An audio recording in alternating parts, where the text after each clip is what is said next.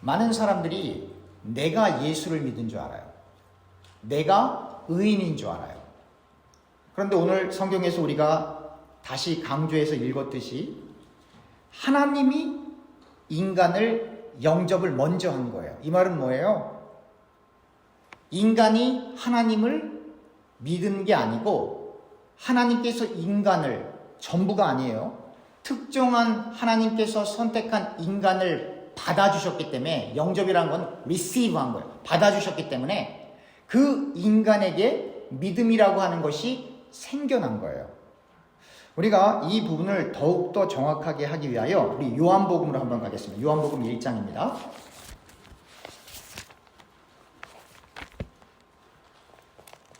요한복음 1장 6절입니다. 빛이 어둠에 비치되 어둠이 깨닫지 못하더라. 빛이 어둠 가운데 비쳤는데도 어둠은 빛을 깨달을 수가 없어요. 여러분 잠깐 전부 다 한번 눈을 감아 보시겠어요? 눈을 한번 다 감아 보세요. 눈을 저처럼 다 감아 보세요. 괜찮습니다. 눈을 감으면 지금 바깥이 아주 까맣게 보입니까? 아니면 빛 같은 게 조금 있는 것처럼 조금 밝은 게 조금 보입니까? 밝은 게 조금 보이죠? 눈 뜨세요? 왜 그렇죠? 지금 저렇게 조명이, 아주 환한 조명이 이렇게 있기 때문에 눈을 감아도 확실하게 빛은 안 보이지만 그러나 조금 빛 같은 게 있다고 하는 것이 느껴지는 거예요. 바로 사람이 하나님을 알고 싶은데 하나님께서 이 눈을 열어주어야, 눈을 뜨게 해주어야만 그 빛이 정확하게 보이는데 그게 안 보이니까 교회 바깥에서는 성황당을 가는 거고 점집을 찾아가는 거고 무당을 찾아가는 거예요. 그 빛이 정확하게 안 보이고. 그런데 그 찾아가는 동기가 나 때문에 가는 것이라고 제가 말씀드렸죠. 나의 소원, 내 꿈 때문에 거기를 찾아가는 거예요. 근데 교회 안에서도, 교회 안은 두 가지로 나누죠. 교회 안에는 들어왔는데 그 주님이 안 보여. 근데 주님을 믿는다고 고백을 하는데 그 주님이 안 보이니까 눈이 감겨져 있는 상태에서 말씀을 읽다 보니까 빛이 이렇게 조금 보인다 이 말이에요. 그러니까 어떻게 해요? 말씀을 드러난 문자 그대로의 말씀으로 보니까 이 말씀이 도덕책이 되는 거고 윤리책이 되는 거예요. 그래서 어떤 일이 벌어져요? 이 말씀을 지키지 않으면 드러난 말씀, 그 속에 감춰져 있는 하나님의 진리를 깨닫지 못하고 이 말씀을 문자적으로 지키지 않는 것에 대해서 비판을 가하기 시작하는 거예요. 또 한편은 주님이 보이지 않는 상태에서 나의 소원으로 가득 넘쳐있고 나의 생각으로 가득 넘쳐있고 내가 지금까지 살아온 그 경험으로 가득 차 있기 때문에 말씀을 대해도 설교를 들어도 교제를 해도 나 중심인 거예요. 그러니까 눈을 뜨고 있는 줄 알고 있는데 알고 보니까 여전히 눈이 감겨져 있는 상태라 이 말이에요. 그러니까 내 꿈, 내 경험, 내 생각으로 가득 넘쳐 있으니까 이 생각과 반대되거나 동의되지 않는 생각들이 들어오면 어떻게 돼요? 갈등이 일어나는 거예요.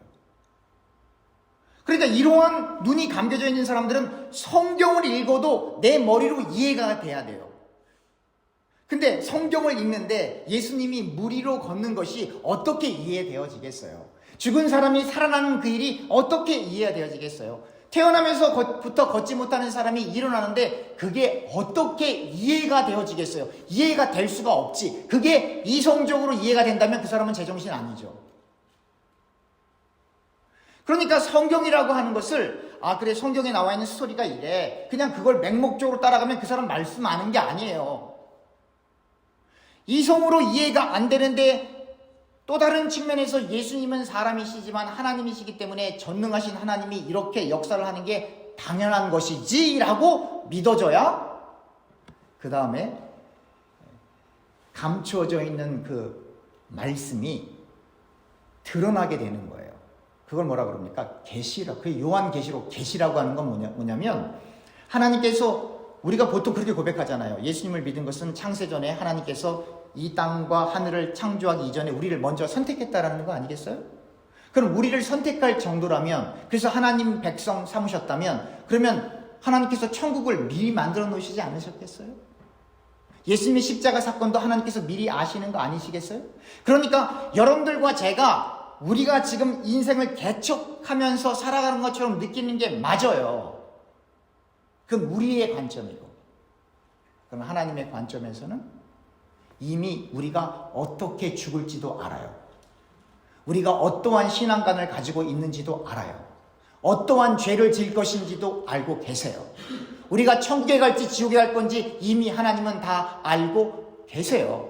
그래서 여러분, 예수님께서 제자들에 대해서 이렇게 말씀하시거나 또 신약 성경에 그렇게 제자들을 이렇게 표기할 때, 설명할 때 성경이 뭐라고 표현하고 있어요? 가룟 유다를 딱 나오면 이 사람은 나중에 예수님을 팔자더라. 미리 그렇게 일어나기 이전부터 그렇게 기록되어 있는 거예요. 우리가 그 국어 시간에 배웠죠? 이걸 뭐라 그래요?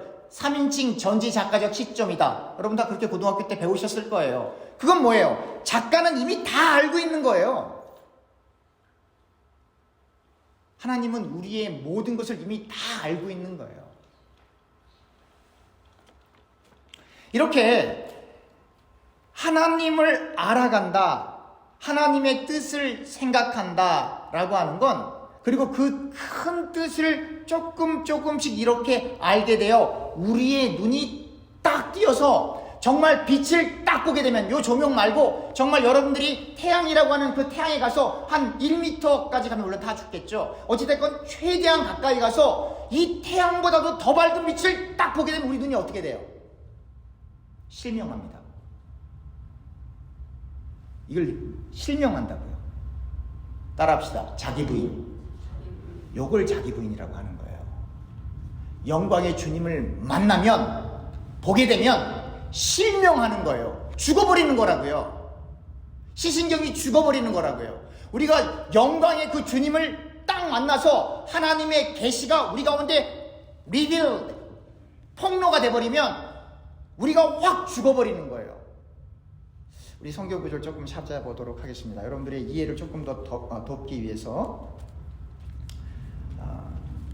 우리 마태복음 11장으로 한번 가보겠습니다. 마태복음 11장. 오늘 예배할 때 제가 읽었던 본문이에요. 여러분들이 마태복음 11장 26절, 29절, 30절은 너무나 좋아해요. 그리고 잘 아세요. 제가 한번 읽어볼게요. 그런데 이 마태복음 11장 28절, 29절, 30절보다 더 중요한 게, 그리고 이것을 이해하려면 반드시 마태복음 그 위에 있는 25절, 26절, 27절을 이해해야 28, 29, 30절이 이해가 돼요. 제가 먼저 여러분들이 너무 잘 아시는 그 부분을 먼저 읽어보겠습니다. 수고하고 무거운 짐진 자들아 다 내게로 오라. 내가 너희를 쉬게 하리라. 나는 마음이 온유하고 겸손하니 나의 멍에를 메고 내게 배우라. 그리하면 너희 마음이 쉼을 얻으리라. 이는 내 멍에는 쉽고 내 짐은 가벼움이라 하시니라. 여러분, 이 본문을 읽었을 때 무슨 생각이 듭니까? 여러분 진짜로 예수님의 멍에와 예수님의 짐이 쉽다고 생각하십니까? 여러분, 예수님은 십자가 달리셨어요. 십자가 달린 게 문제가 아니고 우리는 하나님에게 붙어있는 객체예요. 하나님만을 의존해야 살 수 있는 존재라 이 말이에요. 근데 예수님은 하나님이시기 때문에 주체세요. 이분은 누구에게도 의존하실 필요가 없으신 분이세요. 그분이 하나님이시기 때문에, 야훼 하나님이시기 때문에. 그러니까 십자가에 달렸다라고 하는 것도 엄청나게 고통스러운 것이지만 그것보다 더 고통스러운 것은 전능자, 창조주 하나님이신 예수님이 그렇게 인간들, 피조물들에게 짓밟힘을 받고 십자가에 달렸다는 그 사실이 더 참담한 거예요, 사실은. 육체적인 고통도 너무나 힘든 고통이었지만요. 그 멍에와 그 짐이 어떻게 가볍고 어떻게 쉽겠습니까? 그런데 예수님께서는 쉽대요. 그러니까 이 본문만 읽어서는 그 뜻이 뭔지를 알 방법이 없어요. 또 하나, 여러분, 수고하고 무거운 짐진 자들아 다 내게로 오라. 내가 너희를 쉬게 하리라. 여러분, 교회 나와서 지금 쉬고 계십니까? 마음 편안하십니까? 뭐 그러신 분들도 있지만 그렇지 않은 분들 더 많을걸요? 그리고 어떤 날은 편안하지만 어떤 날은 불편할 거거든요. 어떤 날은 교회 갈까 말까 고민할 때 있어요, 없어요? 저도 고민한다니까요. 왜 안 믿으세요?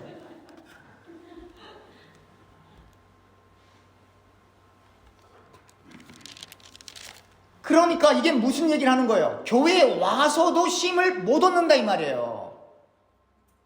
그럼 이걸 어떻게 우리가 이해를 해야 될까?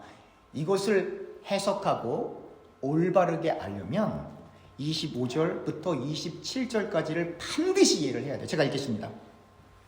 그때 예수께서 대답하여 이르시되 천지의 주제이신 아버지여 이것을 지혜롭고 슬기 있는 자들에게는 숨기시고 어린 아이들에게는 나타내심을 감사하나이다. 옳소이다. 이렇게 된 것이 아버지의 뜻이니이다. 27절 내 아버지께서 모든 것을 내게 주셨으니 아버지 외에는 아들을 아는 자가 없고 아들과 또 아들의 소원대로 하나님 아버지와 예수님의 소원대로 이게 키워드예요. 계시를 받은 자 외에는 아버지를 아는 자가 없느니라. 어떤 계시? 감추어진 말씀이 확 드러나서 시력을 잃어버린 죽어있는 상태를 깨달은 사람만이 예수가 그리스도다라고 고백할 수 있는 거예요. 그게 어떤 상태? 자기 부인 상태인 거예요. 그럼 이것을 더 쉽게 설명하기 위하여 이런 표현이 나오잖아요. 지혜롭고 슬기 있는 자들에게는 숨기시고. 내가 조금 성경을 조금 많이 안다. 나는 의인이다. 나는 하나님의 말씀을 지킨다. 나는 목사다. 나는 장로다. 권사다. 집사다. 어떤 직분이 됐던 나는 하나님 앞에 이만큼 헌금했다. 나는 하나님 앞에 이만큼 봉사했다. 나는 모태부터 엄마 뱃속에서부터 교회를 다녔다. 하여튼 무엇이든지 간에 내 속에 조금이라도 나는 괜찮아 라고 하는 생각이 있으면 그 사람은 아직 계시가 뭔지 모르는 사람이에요. 오히려 여러분 구약 성경은 뭐라 그랬어요? 나는 태어나면서부터 아직 지금 태어나는 아이가 무슨 생각이 있겠어요? 나는 태어나면서부터 제 가운데 태어났어요. 이게 하나님을 만난 사람의 고백이에요. 그러니까 세상에서 지혜롭고 슬기 있다라고 생각하는 사람들, 내가 조금 안다라고 생각하는 사람들은 그 마음이 요만큼이라도 있으면 당신은 마귀 자식이라 이 말이에요. 자, 요 정도 이해를 가지고 제가 여러분들에게 조금 더 큰 이해를 주기 위하여 우리 누가복음 15장으로 가겠습니다. 누가복음 15장입니다. 이 본문도 많은 교우님들이 오해하세요. 누가복음 15장 1절부터 7절입니다. 여러분 이 본문은 여러분들 많이 읽고 들으셨을 거예요. 누가복음 15장 1절에서부터 7절.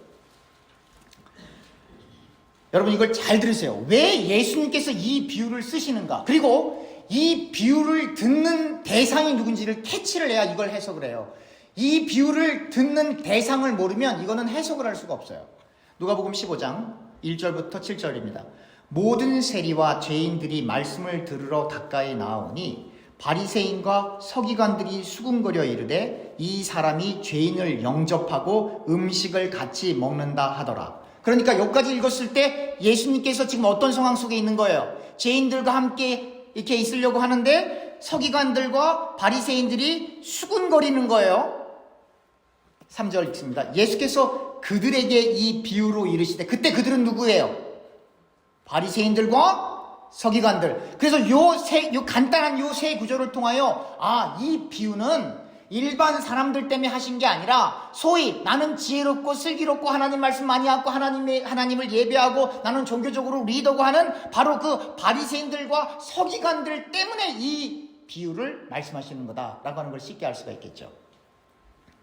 3절 예수께서 그들에게 비유로 이르시되 너희 중에 어떤 사람이 양 100마리가 있는데 그 중에 하나를 잃으면 99마리를 들에 두고 그 잃은 것을 찾아내기까지 찾아다니지 아니하겠느냐.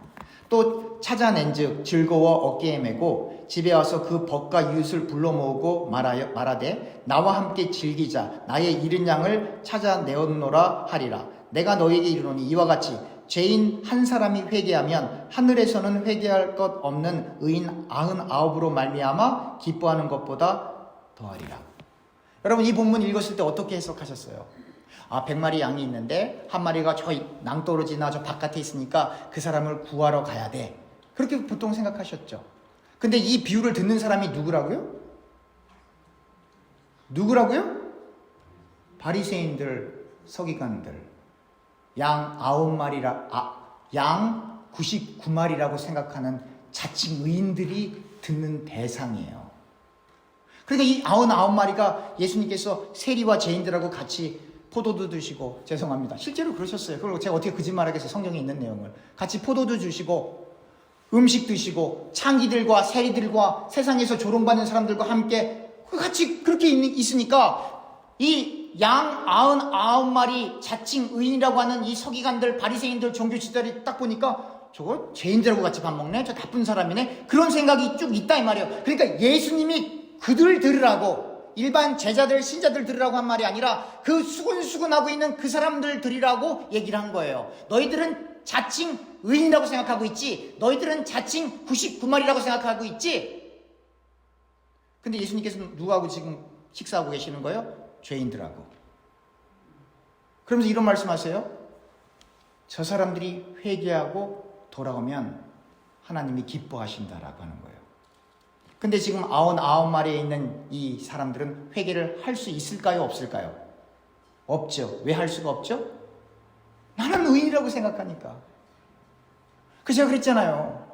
우리가 예수를 믿어서 의인은 됐지만 우리는 입이 100개 있어도 할 말이 없는 사람들이라 이 말이에요. 무슨 할 말이 있어요 우리가? 염치 없이. 정말 기가 막힌 거죠. 자격도 안 되는데. 거저 은혜를, 거저 그 구원의 자리로 들어선 거 아니에요. 우리가 주님을 영접한 게 아니고 하나님이 우리를 영접해서 믿음까지 주시고, 그리고 궁둥이를 딱 때리면서 야 이놈아 똑바로 예수 믿어, 그렇게 성령으로 우리 안에 깨닫게 해주시는 거 아니에요. 그걸 깨닫는 사람이 무슨 할 말이 있어요? 누구를 비판해요? 누구를 정죄해요?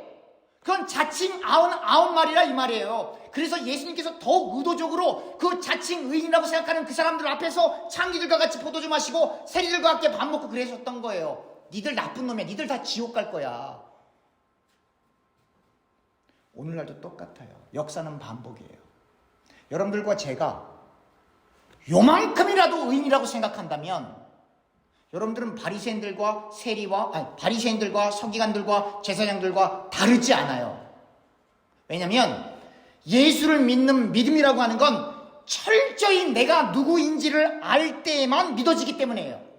우리가 보통 하나님 중심, 그런 영어로 God center거든요. God center. 그게 얼마나 어려운 건지 아세요?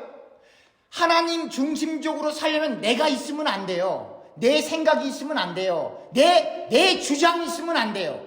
내 생각과 내 주장이 있으면 그건 God center가 아니고 self center, 인간 중심, 자기 중심이라 이 말이에요. 그러니까 자기 중심적인 사람은 성경을 읽어도 내 머리에 그게 논리가 통해야 된다 이 말이에요. 그러나 하나님 중심적인 사람은 여기 있는 논리를 따라가려고 하다 보니까 어떤 일이 벌어져요?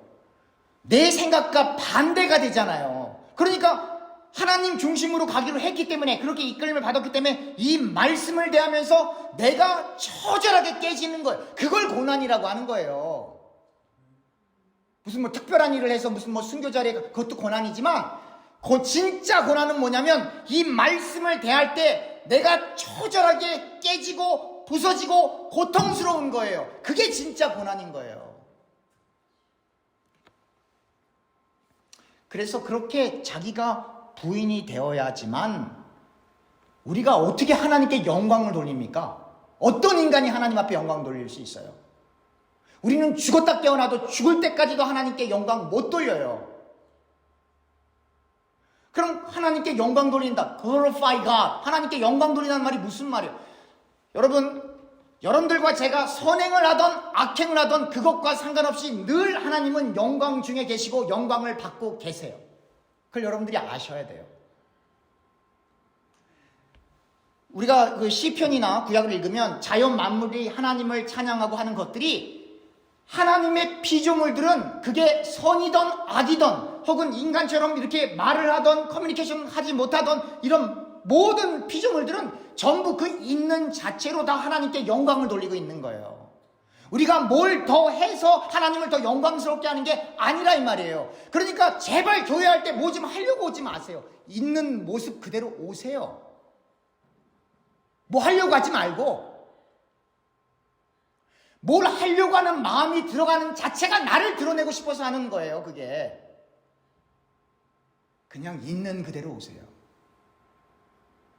그렇다고 우리 여성분들 화장도 안 하고 그냥 오시면 안 됩니다. 화장은 하고 오세요. 이빨도 닦고 오시고요, 남성분들. 예. 그거는 매너니까. 그러나 나를 돋보이기 위해서 교회 오지 마세요.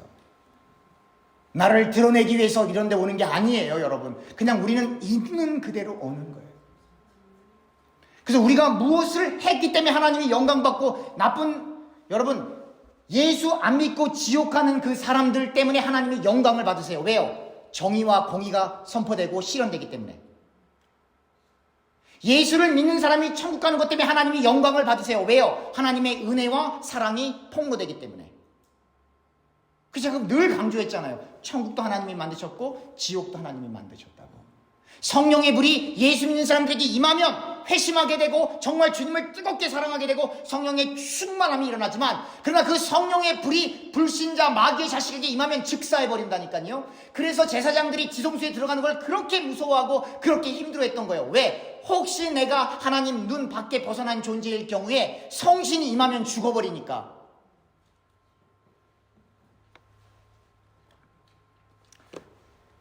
그래서 예수님이 가신 그 길, 그 무게, 그 짐, 그 멍에는 무겁죠. 그러나 그 멍에와 그 길이 무겁지만 하나님과 예수님, 즉 아버지와 아들이 소원하신 사람들에게 주신 그 계시, 다시 말하면 그 길이 너무나 힘들고 어렵지만 그러나 그 모든 여정 가운데 하나님의 모든 주권과 섭리가 있다라고 하는 것을 알기 때문에 무거워도 안 무거운 거예요, 여러분. 아파도 안 아픈 거고 괴로워도 행복한 거예요. 이게 기독교의 역설이에요. 그래서 여러분들이 지금 다 교회에 왔지만 마음속에 기쁨이 넘쳐요, 아픔이 넘쳐요, 상처가 넘쳐요, 갈등이 있어요. 괜찮다 이 말이에요. 그게 정상이라 이 말이에요. 그러나 여러분들과 제가 계시인 말씀을 깨닫게 되면, 그래서 우리가 없음, 먼지, 아무것도 아닌 존재, 그래서 주님을 딱 대했을 때 시력을 딱 잃어버리는 것처럼 우리의 셀프가 완전히 확 죽어버렸을 때, 그때는 어떤 일이 벌어져요? 감각이 없잖아요. 그래서 역경과 고난도 이겨낼 수 있는 거예요. 내가 의인이라고 생각을 하면 한도 끝도 없어요. 내가 지금까지 교회를 섬겨왔던 일을 생각하면 한도 끝도 없어요. 내가 주님을 위해서 했던 일들을 카운트하기 시작하면 한도 끝도 없어요. 그러나 여러분, 반대로 하나님께서 여러분들이 죄 지은 것들을 카운트하기 시작하면 여러분들과 저는 죽었다 깨어나도 천국은 못 가요. 그래서 성경을 읽으면 읽을수록 겸손히 주님만 말하게 되어 있어요. 그것을 하나님 중심적으로 산다라고 말을 하고, 그리고 하나님 중심적이 될 때에 비로소 하나님의 영광을 하나님께 돌리는 게 아니라 이미 편만에 있는 하나님의 영광을 반영하는 거예요. 리플렉하는 거예요. 하나님의 영광을 반영하게 되는 거고, 그 영광을 반영하게 되었을 때 하나님을 영원토록 즐거워하는 상태에 이르게 되는 것입니다. 그러면 인류가 시작된 이래로 인간이 하나님을 영원토록 즐거워했던 상태가 딱 한 번 있었죠. 언제였죠? 아담과 하와가 선과 악을 알게 하는 나무의 열매를 따먹기 이전에는 가릴 게 없었잖아요. 하나님과 커뮤니케이션 했잖아요. 영원토록 그분을 즐거워했잖아요. 그러나 범죄한 이후에는 수놓고 가렸다 이 말이에요. 다시 말하면 우리가 예수를 믿고 우리가 실명이 돼서 우리 자기를 죽이고 자아를 부인하고 주님만을 바라보게 되면 어떻게 되는 거예요? 다시 선과 악을 알게 하는 그 나무의 열매를 따먹기 이전의 상태로 돌아가는 건데, 그거는 인간에게 불가능하기 때문에 신학자들이 그거를 재창조라고 얘기를 하는 거예요. 왜냐하면 그건 인간에게 불가능한 일이기 때문에. 우리 성경 구절 한 구절 더 찾아봅니다. 요한복음 1장 17절입니다. 요한복음 1장 17절 18절 두 구절 읽도록 하겠습니다. 율법은 모세로 말미암아 주어진 것이요 은혜와 진리는 예수 그리스도로 말미암아 온 것이라. 본래 하나님을 본 사람이 없으되 아버지 품속에 있는 독생하신 하나님이 나타내셨느니라. 여러분, 율법은 모세로부터 왔다는 것을 다 알아요.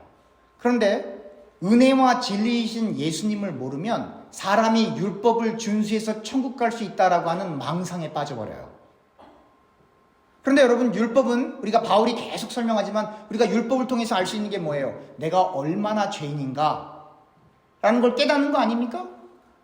그런데 그 죄를 묵상하면 우리는 한도 끝도 없어요. 그런데 은혜와 진리이신 예수님이 보이고 그분을 믿기 시작을 하게 되면 내가 율법을 인위적으로 혹은 하나님의 말씀을 인위적으로 지키려고 노력하는 걸 멈추게 돼요. 그럼 마음대로 막 사냐? 그게 아니에요. 내가 내 의와 내 의지와 내 결단과 결심으로 어떤 하나님의 말씀을 지켜야지라고 해서 그것을 최선을 다해 한번 지켰다고 합시다. 그럼 그게 그 사람에겐 자기의 의가 돼버리는 거예요. 그런데 주님 앞에서 내가 완전히 시력을 잃어버리고 죽어있는 상태가 되어서 내 안에 있는 예수가 역사하여 하나님의 열매가 맺히게 되면 그건 내 의가 아니죠. 누가 하신 거예요? 하나님이 하신 거죠. 이걸 성령의 열매라고 하는 거예요. 그래서 성령을 통하여 열매가 맺혀지는 게 아니라 말 그대로 너는 죽었기 때문에 성령이 너를 통해 열매를 맺어버린 거예요. 그래서 요거를 알아야 우리가 예수님의 포도나무에 붙어있는 그 가지를 이해하게 되는 거예요. 가지가 자기 마음대로 붙어있을 수 있어요? 아니거든요. 거기에 붙어있어야 뿌리로부터, 계시로부터, 말씀으로부터, 오늘 본문에 남아있는 것처럼 약속으로부터, 언약으로부터 다 동료예요. 그 말씀과 언약과 그 계약으로부터 영양분이 흘러나와 가지의 포도가 열려버리는 거예요. 근데 가지가 하나님 내가 이렇게 열매를 맺었어요 라고 말하면 그 가지는 제정신 아니죠. 천국에는 내가 이만큼 열매를 갖고 왔습니다 라는 사람은 한 명도 없어요. 여러분 천국 가서 한번 확인해 보세요. 제 말이 틀리나 안 맞나 확인해 보세요. 거기 가면 아무리 큰 열매가 있어도 주님 그건 제가 한 게 아니고 당신이 하셨잖아요. 왜 내가 여기 있죠? 이렇게 고백한다고요. 실제로 가서 확인해 보세요. 주님 이건 내가 한 게 아닌데 왜 나한테 이렇게 좋은 옷을, 왜 세마포 옷을, 왜 예수로 나서 옷을 입혀주셨죠? 제가 한 게 없는데. 근데 만약에 이 땅에서 내가 했습니다, 내가 더 훌륭합니다, 저 사람이 훌륭합니다 이래버리면 그건 하나님의 말씀과 정반대되는 것이다 라고 하는 거예요. 그래서 여러분들과 제가 그렇기 때문에 용서하지 못할 게 없어요. 화해하지 못할 일이 없어요. 못 참을 일이 없어요. 우리가 아무리 이 땅에서 힘든다고 해도 예수님만큼 힘들겠어요, 솔직하게? 그래서 우리는 안 되는 것을 인정하고 주님만 바라보기 때문에 바울이 이야기한 것처럼 사랑의 띠로 하나가 될 수가 있는 거예요. 우리가 사랑할 수 있어서가 아니고 우리가 누가 누구를 사랑합니까? 여러분 옆에 있는 사람들이 원수로 느껴질 때가 있어요, 없어요? 있죠. 자기 옆에 있는 짝도 사랑하지 못할 때가 있잖아요. 자기 자식도 이거 진짜 내가 낳나요? 다행히 우리 조안이 없어서 다행이네요. 여기. 이거 정말 내가 낳나? 이런 생각이 들어갈 때가 있잖아요. 항상 좋은 게 아니잖아요. 근데 누가 누구를 사랑해요? 우리는 못한다니까요. 그러니까 우리가 주님의 영광의 빛을 보고 시력을 잊어버려서 주님께서 너희가 지금 띠띠고 신발 신고 네 맘대로 가지만 우리 모두는 다 신발 신고 띠띠임을 당하여 주님에 의해서 다 끌려다니는 인생을 살아야 돼요. 그러니까 내가 걸어가면 힘든데 주님이 끌어당기고 고통을 못 느끼게 우리를 확 죽이셨으니까 그 짐은 엄청 무겁지만 가벼운 겁니다. 너무너무나 참기 힘들고 뛰쳐나갈 것 같지만 그냥 참아지는 거예요. 마음이 넓어서가 아니라. 도저히 믿을 수가 없고 왜 주님 나를 여기에 보내셨어요? 라고 하소연하고 싶지만 그러나 내 뜻대로 마시고 누구 뜻대로? 주님 뜻대로. 그렇게 돼가는 거예요. 그러니까 이 성화라고 하는 것도 내가 주의 말씀을 지켜서 내가 이 정도 했고 너는 그 정도 못했지. 그건 사입이에요. 그건. 그 예수 믿는 사람 아니에요. 자기 덕과 자기 의를 쌓는 사람이지. 그러나 주님에 의해 끌려다니게 되면, 그래서 더 선행을 많이 하게 되고 성령의 열매가 맺혀지게 되면 될수록 그 사람은 뭐라 그러는 거예요? 내가 한 게 아니야. 제발 나 좀 믿어줘. 이렇게 되는 거예요. 내가 한 게 아니야. 주님이 여기까지 이끌어 오셨어. 그때 교회에, 우리의 공동체 안에 하나님의 사랑이 임하는 거예요. 그러니까 여러분들과 제가 할 일은 딱 하나예요. 성경 보면서 우리 천주교에서 이걸 우리가 먼저 했어야 되는데, 따라합시다. 내 탓입니다. 이걸 우리가 먼저 했어야 돼. 이 귀한 말을 우리가 놓쳤어요. 다시 한번 따라합니다. 내 탓입니다. 그래야 여러분들과 제가 하나님 앞에 온전히 설 수 없지만 서게 되는 은혜를 누리게 되는 겁니다. 기도하겠습니다.